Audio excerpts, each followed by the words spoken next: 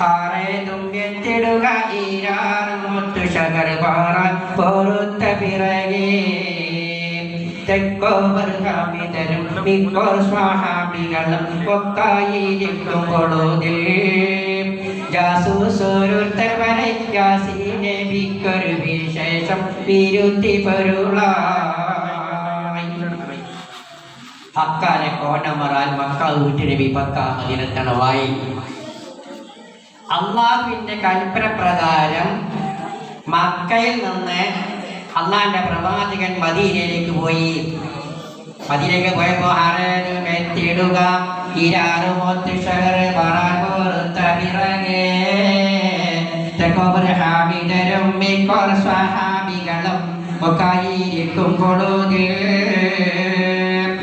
അള്ളാഹിന്റെ പ്രവാചകൻ മദീനയിൽ ചെന്നിട്ട് 12 മാസമായി, 1 വർഷമായി തികയാണ്.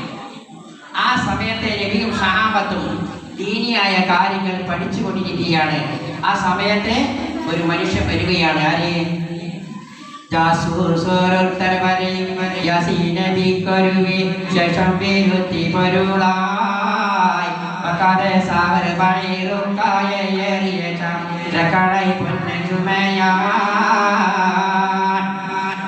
ഒരു ജാസൂസ്, ഒരു ദൂതൻ, ഒരു ചെറുപ്പക്കാരൻ വന്നുകൊണ്ട് നബിയും സഹാബത്തും ഇങ്ങനെ ദീനിയായി ഇരിക്കാനെ പഠിച്ചുകൊണ്ടിരിക്കുന്ന ആ സദസ്സിലേക്ക് വന്നുകൊണ്ട് നബിയോട് പറയുന്നു, അല്ലയോ പ്രവാചകരെ, ഒന്നിങ്ങോട്ട് വരണം, ഒന്ന് ഇങ്ങോട്ട് വരും, എനിക്കൊരു കാര്യം പറയാറുണ്ട്.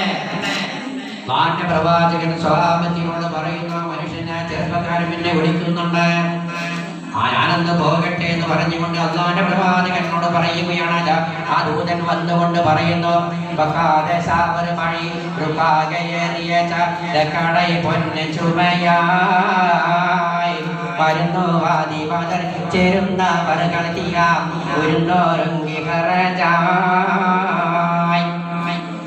നബിയേ, നിങ്ങൾക്കൊരു വിശേഷം കേൾക്കണോ?